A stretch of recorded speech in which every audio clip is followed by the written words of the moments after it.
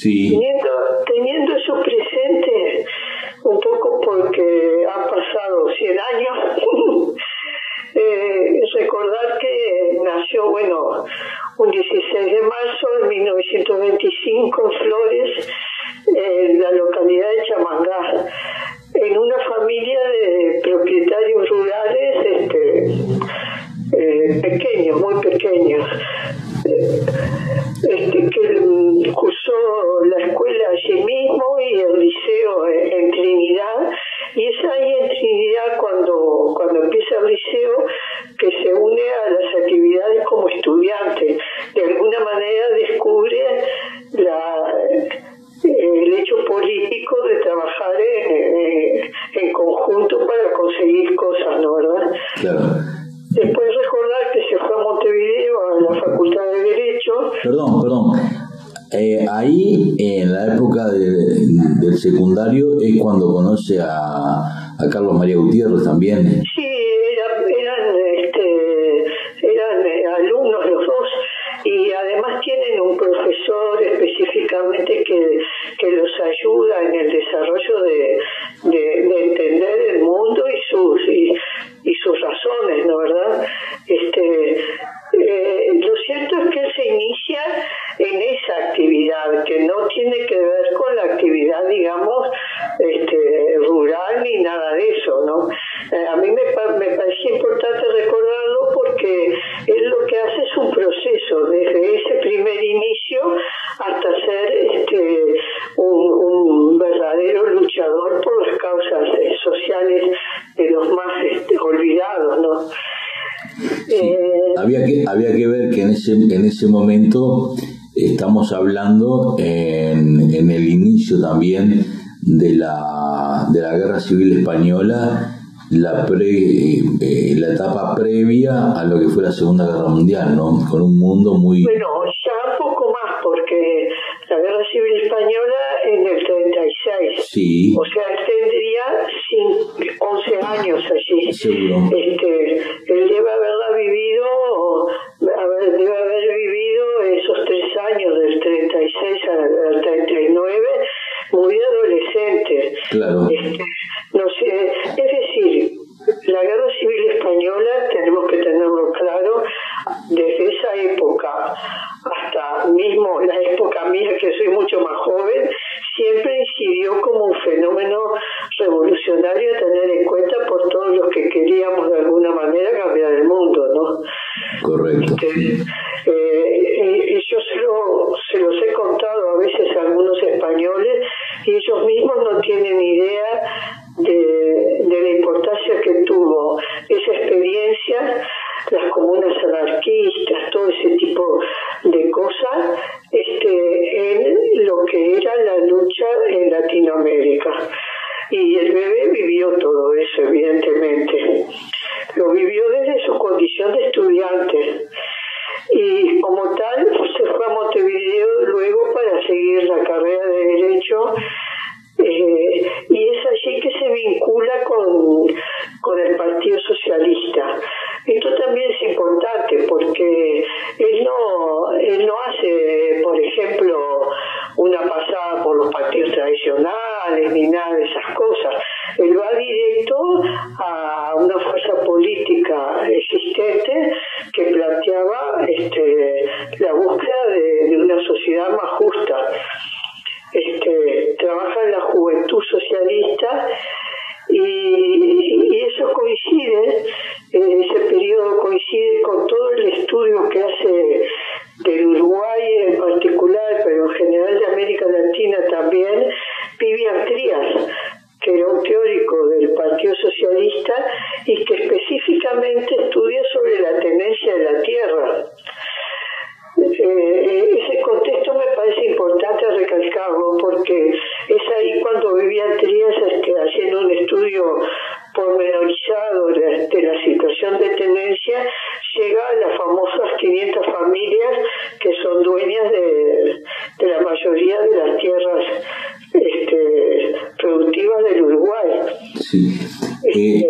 Yo no sé si habrá tenido impacto o no, pero también hay un historiador, Yamandú González Sierra, que desarrolla la movilización de los asalariados rurales y tamberos.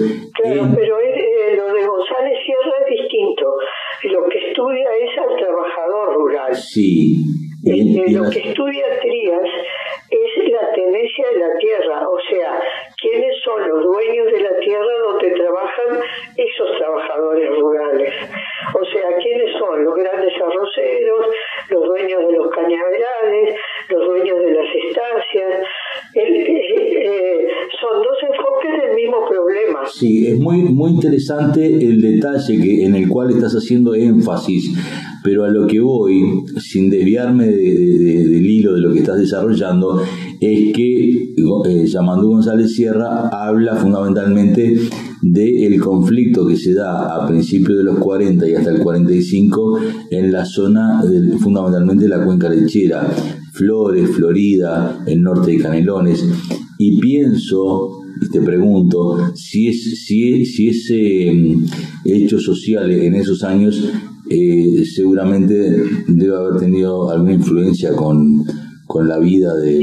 Porque nunca hay un solo, en las decisiones políticas y en la vida de los luchadores y de la lucha en general, nunca hay una sola referencia, son procesos donde se acumulan pequeñas cosas, algunas más importantes, otras menos, pero que de su conjunto va saliendo lo que va a ser el contexto de época, ¿no? Claro. A mí me parecía importante esto de Trías porque Sendik militaba en el Partido Socialista, justamente.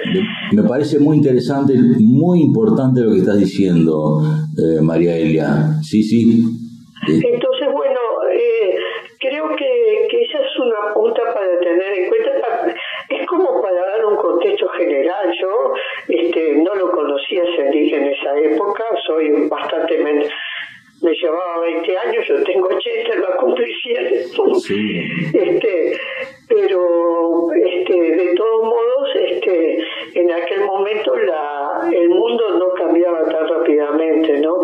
Y nosotros sabemos, conociendo la historia de las luchas políticas y sociales y sindicales del Uruguay, que tanto el Partido Socialista como el Partido Comunista y los anarquistas trabajaban fundamentalmente con toda la clase trabajadora, algunos más centrados en un tipo de trabajador, otros en otro, y uno de los puntos importantes que se discutía en la época y que se resuelve recién en los años 60 es el problema de la unidad de la clase obrera. Eso sí sé que era uno de los puntos que desvelaba a Sendik, porque veía como luchas separadas, digamos, cuando en realidad las formas de explotación eran diferentes, pero todos eran trabajadores explotados. Bueno, más o menos como contexto, porque no vamos a hacer una historia del Uruguay, ¿verdad? Claro, no, muy bien. Y un poco yendo más a la figura concreta del Bebe, siempre se habla, cuando se dice Raúl Sendik, el Bebe Sendik, la gente en general piensa en los cañeros, pero es importante aclarar esto que veníamos diciendo, que él viene trabajando en organización social y en política desde estudiante, que trabaja en el Partido Socialista en su momento. No podemos olvidar, es decir, las cosas no tienen sus antecedentes siempre, ¿no? Y el antecedente de la lucha de organización y lucha y apoyo en la lucha de los cañeros es importante y se da aquí en Paysandú, donde estoy viviendo yo en este momento, desde donde estamos haciendo la entrevista, ya que a Sendik el Partido Socialista lo manda con una misión específica político-partidaria a Paysandú, y él llega aquí con esa misión, pero inmediatamente se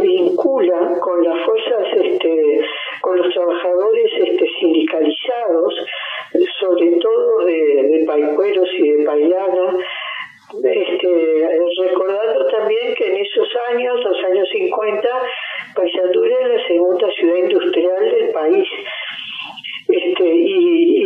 Teníamos una población obrera importante que además estaba sindicalizada. Entonces, su vinculación con ellos lo mete, digamos, rápidamente en lo que eran todos los problemas de la lucha sindical en esos sindicatos, que a su vez le dan acogida porque él empieza a trabajar en una piecita del sindicato de paicueros, y ahí, como era procurador, arma una especie de consultorio jurídico para que los diferentes trabajadores de Paysandú que no pudieran pagarse un abogado, que eran la mayoría, pudieran hacer una consulta jurídica con él y defender sus causas. Y ese consultorio jurídico, hasta el día de hoy, hay memoria en Paysandú de ese consultorio, porque ahí iba cualquier trabajador que había sido atropellado en sus derechos, iba al consultorio y buscaba las herramientas para defenderse, o incluso había de parte de SENDIC una defensa jurídica que después, era respaldada por algún abogado recibido, era el que podía llevar adelante el juicio. Entonces SENDIC rápidamente, como figura en defensa de las causas populares, se instala en la realidad de Paysandú. Por ejemplo, es importante que se sepa, por ejemplo, es el primero que defiende la situación de las empleadas domésticas, que después tienen que pasar años y años para que se las reconozca como tales, hace pocos años. Y en esa actividad él se afinca en Paysandú y, entre otras cosas, ayuda a la organización de los peones remolacheros, que son zafrales de la remolacha azucarera, y que es una tarea tremenda porque se trabaja constantemente agachado, descolando la remolacha azucarera, que es un tubérculo, y la descolan y la tiran para arriba de un camión, que después la va a trasladar a la fábrica Azucarlito, que es la que elabora azúcar con remolacha azucarera, o elaboraba, porque ahora ya no. Entonces eso le da a él una experiencia de todo tipo, es dialéctico. Él aprende de cómo organizar y organiza, y siempre vinculado a su actividad con el Partido Socialista. Por eso se vincula con Leguizamón, otro socialista que ha trabajado en las arroceras de 33, y va un tiempo para allí, trabaja con Leguizamón allí en los arrozales 33, y es después de toda esta experiencia que llega a Bella Unión, tratando de darle, de crear conciencia y explicarle los derechos a los peones cañeros, que son llamados peludos por su apariencia de tatu peludo, agachados y todos negros, recogiendo la caña, ¿no? Exactamente. Esa experiencia de los cañeros ya lo agarra con una trayectoria atrás. Entonces todo lo que se hace ahí tiene una importancia determinante, a mi modo de ver, para poner sobre la mesa que acá en el Uruguay hay trabajadores completamente explotados, o sea, en etapa medieval propiamente, trabajadores a los que no se les paga con dinero, a los que se les paga con unos tickets que tienen solamente valor de canje en las cantinas del propio patrón, que se los reprime con el ejército.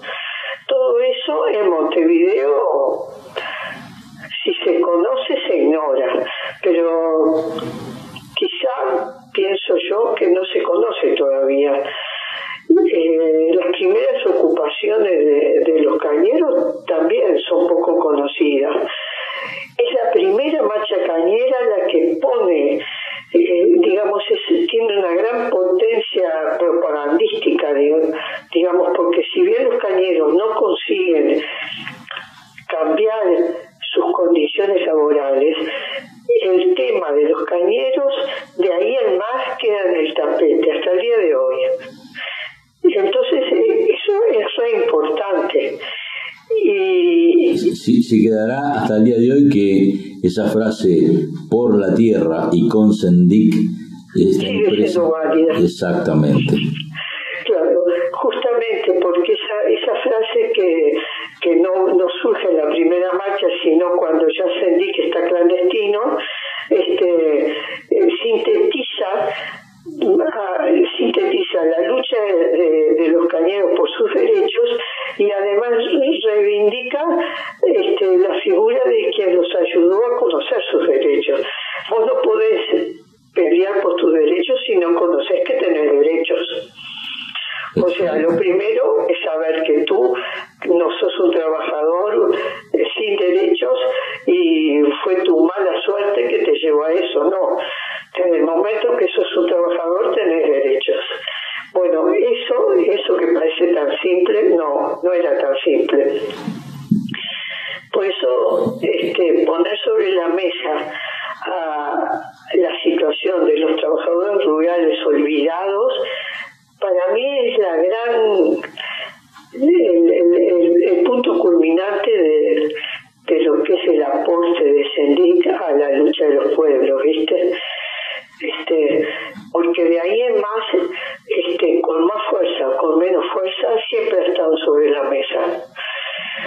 Y me parece que eso es importante. Y también es importante que los cañeros hayan entendido eso, porque hay que entenderse. Sendik trabajaba con trabajadores que muchas veces eran analfabetos de derechos, no sabían nada, y que entienden, porque él sabe hacérselos comprender, que tienen derechos y que es posible pelear por ellos. Y eso es re importante. Es decir, vos no sos un hundido que tuviste suerte, naciste pobre y de pobre vas a morir. Vos tenés tus derechos por ser hombre trabajador. Bueno, eso para mí es lo clave de toda la figura de Sendik. Claro, los cañeros reprimidos en las ocupaciones y en las marchas y cuando se hacen reuniones a veces más públicas, otras veces más clandestinas, son reprimidos por el ejército. El ejército que no reprimía en Montevideo, reprimía en Bella Unión y reprimía a pedido de los patrones. Entonces ese punto, ¿por qué lo destaco? Porque cuando en el año, el fin de año del 63-64, o sea, del 31 de diciembre del 63 al 1 de diciembre del 64, Sendik y los cañeros hacen una expropiación de armas. Esto no es un planteo de formar una organización armada en ese momento, es un planteo de autodefensa. Ellos están defendiendo sus derechos, entendiendo que tienen derechos y pueden defenderlos, y llegan, porque son reprimidos por la fuerza con el ejército, a la necesidad de autodefensa. Me parece que... Muy importante lo que estás diciendo. Claro, ese punto es importante porque ubica por qué se llega acá, en el Uruguay, es decir, la vía armada estaba planteada en América Latina. Claro, pero eso en el Uruguay. Sí, eso merece una opinión, un análisis histórico y además un análisis jurídico claro. Sí. Justamente el derecho a defenderse, a la autodefensa, lo que se está planteando. Y bueno, en esa noche del 31 de diciembre del 63 al 1 de enero del 64, el bebé ya está un nombre falso, pero Uruguayana queda relativamente cerca de Bella Unión, y él estaba dentro de su clandestinidad.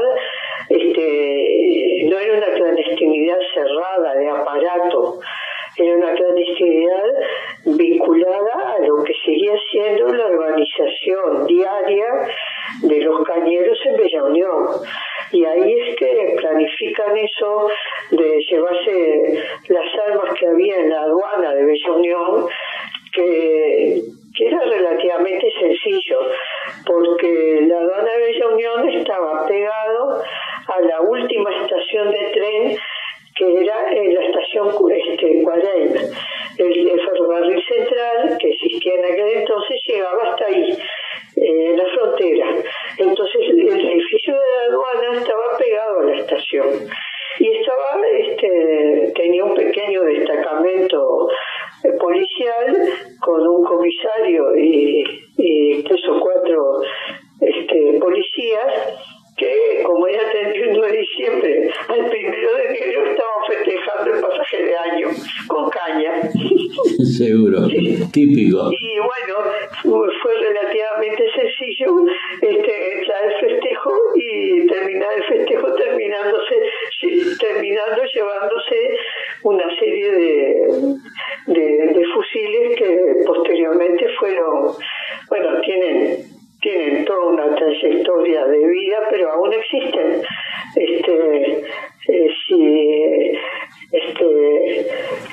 Ellos primero los escondieron, los enterraron, después consiguieron unos ataúdes y los metieron ahí dentro, o sea que el muerto eran los fusiles, y era más fácil tenerlos así porque era fácil sacarlos y meterlos del ataúd.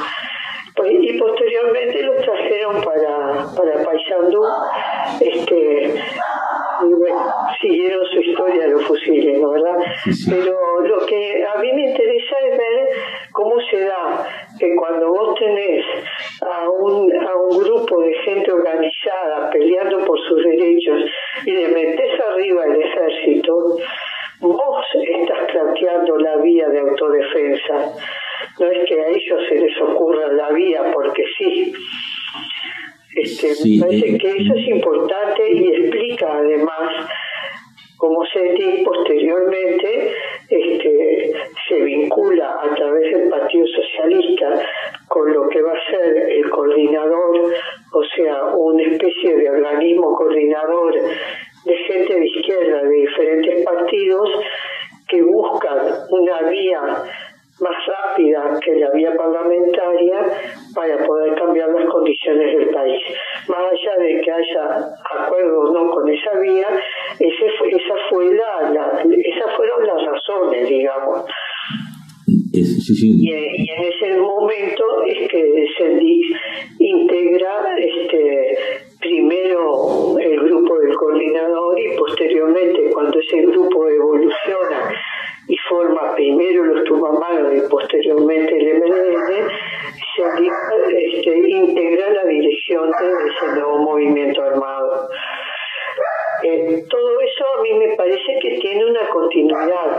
No podemos separar las cosas, ni los orígenes ni las razones.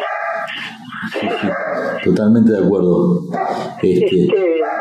Y bueno, después todos sabemos que lo detienen prácticamente muerto, no muerto de todo, pero herido en la boca, y después está, durante la dictadura, está 9 años de rehén, o sea, solo, en diferentes cuarteles, con el hostigamiento permanente durante todo ese tiempo. No es el único rehén, ya también lo sabemos, pero estamos hablando de él, ¿no?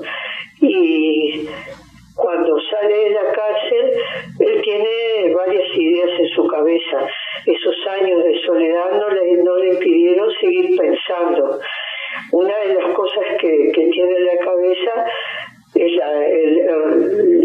la propiedad de la tierra, o sea, la tierra mal distribuida en el Uruguay. Otra de las cosas es la deuda externa, que impide a los países a esos países atrasados, subdesarrollados como el Uruguay, desarrollarse. Es decir, él sale con planteos políticos,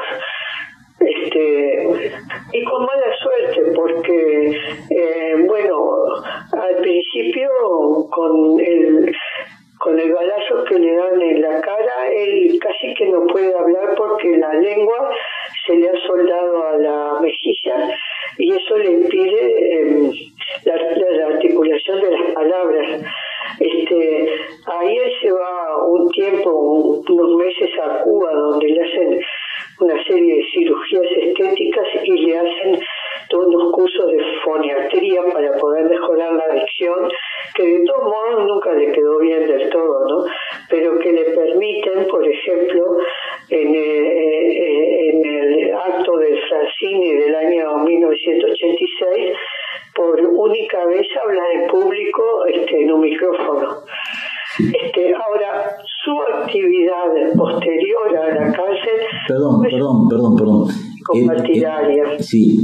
María Elia, en ese acto, él pone énfasis en 4 temas fundamentales: la tierra, la deuda externa, la banca nacional y el trabajo. Claro, que son los cuatro ítems sobre los cuales él piensa durante su periodo de rehén. Pero está enfermo ya, la vida no le dio tiempo para desarrollar eso. Empezó formando el movimiento por la tierra, pero él tuvo poco tiempo, digamos, a posteriori. De todos modos, a mí me parece que con esos 4 ítems él plantea lo básico. Y si nosotros miramos de aquel comienzo de lucha estudiantil hasta ese momento, vemos el proceso de un individuo que siempre ha estado pensando en el bienestar de la gente en general, pero de los más desposeídos en particular. Su figura siempre está atada a los más olvidados, a los más explotados, a los más desprotegidos. Eso me parece que es fundamental. Él habla de la deuda externa y hablando de la deuda externa está hablando justamente de eso, porque si los países subdesarrollados no pueden progresar, siempre va a haber trabajadores hundidos, trabajadores olvidados, etcétera, ¿no? Entonces todo siempre se remite a esa idea básica de que no podemos olvidarnos de ninguno, y además siempre vinculado a que la tarea es colectiva, a que acá no hay mejores o peores, acá hay diferentes formas de plantear la lucha, y que la lucha es un proceso además. No sé, esa es mi visión. Me parece muy buena, una síntesis muy completa y objetiva, de la cual coincido muchísimo. Personalmente, si bien hablé muchas veces con el Bebe Sendik dentro de la militancia en el MLN, antes no lo conocí, yo vivía en Montevideo,